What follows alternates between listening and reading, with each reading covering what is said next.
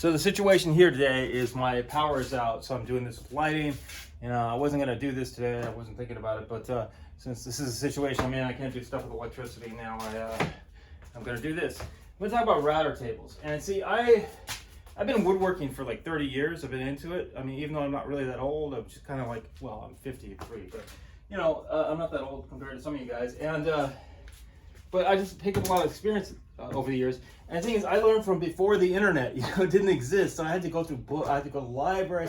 I had to buy old magazines, like find woodworking collections at yard sales, and I, read them all. So I saw like ads, all the tools that were ever made, and all that kind of stuff that was available in like the 70s and stuff. I read the old books from the library and so on. So I learned about router tables from magazine articles and things, how to do that, and from books. And one of the early books I got was Router Joinery by Gary Rogowski, and Gary's still around, he teaches.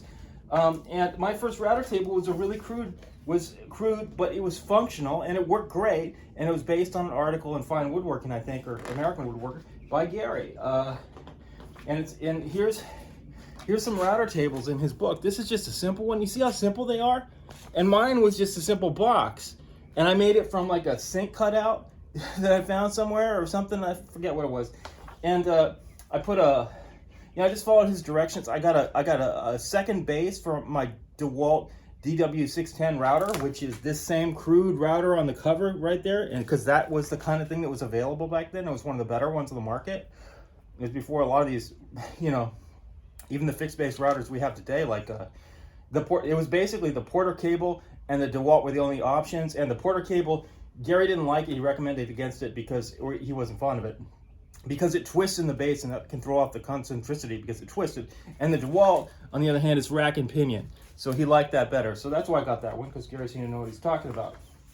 Yeah. And here he says, vents are another that can be simple or complicated, and so from his article too on the router table, which I just described to you, I built this fence, this MDF fence from his art, and this is still the one I use. And it's really crude, but it has a dust port in the back, right? And it's got sliding faces that I can change out, and it's just made of MDF, so it's pretty stable. And the important thing is it's square. You see, it's gusset in the back. Actually, just those two gussets in the back, but it stays square enough. And I had an extrusion on the top that but I took it off and used it for something else, and then I cut off part of it, and now I can't even find a replacement for it. But it allowed me to use feather boards on the fence, which are great. You want those. You really want those on your fence. And I wish I could find more, but they just don't make them anymore. And the way I would attach the fence is I would just clamp it to the table. Because here's the thing, you don't need parallelism to your router table, because the router itself, it's a single point. And you don't need parallelism with your drill press fence either. All that matters is the distance from the center of the cutter to your fence. That's all that matters, right? So what you can do is you can clamp down one side, and then you can tap the other side around a little. You can just tap the fence over, or put paper shims in on one side or whatever, which is stuff I learned from Gary. So it's not that complicated. You don't need like one of these fancy $1,000 anodized fence. And you know what? The idea that people are selling you these days that you don't need either, in my opinion, and I have never used, is these miter gauge tracks. Which, if you're using a miter gauge track, I mean, yeah, I get the appeal, but you really don't need it. You can just back up your cut, run it against the fence, using the fence as your guide, because it's single. It's not the table saw blade is not there, right? Because the table saw blade is wide. The router bit is round, and so it's not going to throw off your cut if the fence is not parallel to the blade. Okay, so that's the difference, right? And that's why you don't need that miter gauge, because you can just use a block of wood to back up your cut. Good idea, because it prevents blowout in the back, and run it against your fence. And this is a cheap, well, it's not that cheap. It's like a $200 table, but I got it in a lot of tools with the guy, and I sold off what I didn't need, and I wound up getting all this stuff for free. I probably even made money on the deal and kept a couple things, including this table, right? And it came with a fence. I don't remember if I've ever used this fence. It came with it because I've just used my my other fence, but that's the thing. And what I do, I don't have space in this shop. I'm a little cramped because I have so many tools and stuff. Is I just set it up on a block of tons of sawhorses when I need it, and I've been doing that for years. Now, years back, I had a Veritas steel top router table, and those are great, and they don't make them anymore because like these companies like GSM came on the market, and it was all red anodized aluminum, was $1,000 and all this stuff. And people were like, wow, that's really incredible, look at that. And they bought that, and they put, and the router lifts too, put that table out of production by Lee Valley, and it's a great table. And what I liked about it was that it could put magnetic hold downs on it, magnetic featherboards, which I have some of those, and it's a bummer. I'd get another one if I could find one.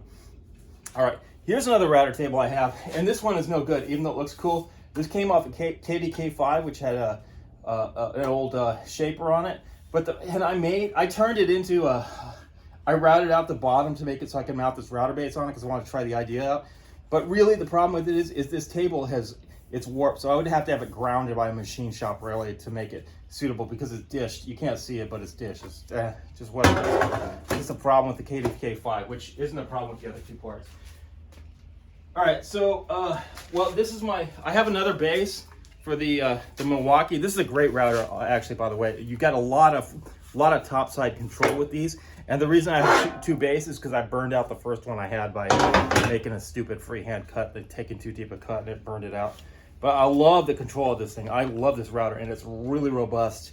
You know, it's really tough and robust feeling. It's got comes with great wrenches and stuff. Really, you know, heavy duty ones. Milwaukee, good there. All right, so router tables. Okay, here's another new thing, and you can use these with these. You know, these 60. Come on, the 65 millimeter. You know, laminate trimmer, palm routers, right? This, like this one, this knockoff DeWalt one,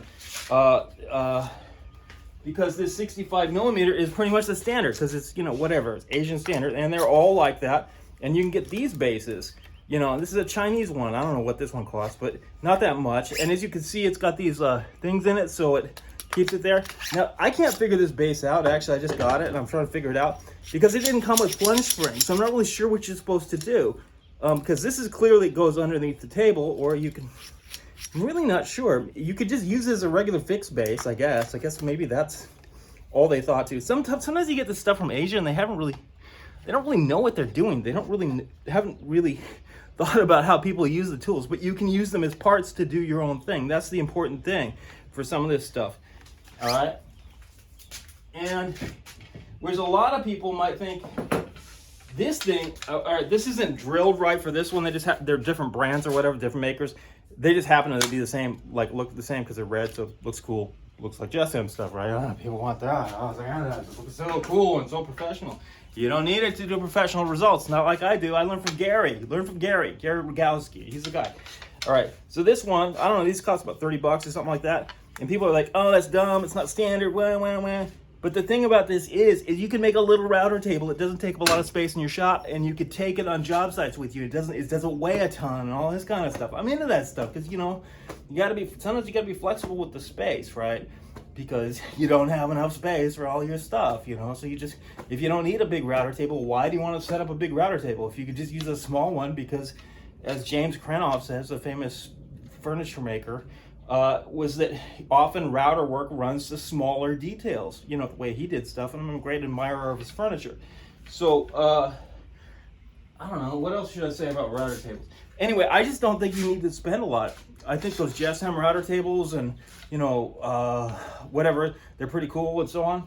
And the other thing about fences, I tried the one with the fences when I had a Incra fence, and the problem is you always have to move the fence to do the router, and then if you have to go back to the table saw cut, you got to move the fence. You got to take the router out, so you can move the fence. I don't know. I didn't like that setup. I know it saves space. I know guys are into it, but it doesn't appeal to me. And again, you don't need the fence to be parallel to your router bit. It doesn't matter.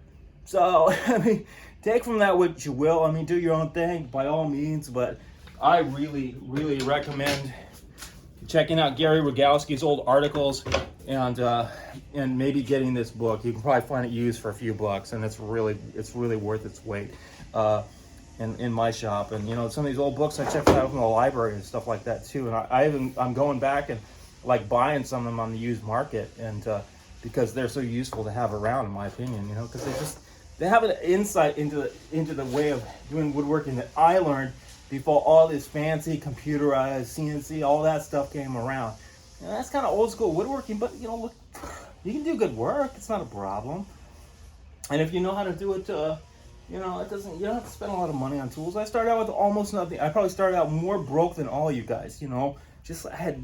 You know, I was just a young guy. I was broke, and I didn't have any kind of good income at all. So I just got into woodworking, just as I wanted to learn. I was curious about it. I was interested in it. I wanted to explore it as maybe a livelihood.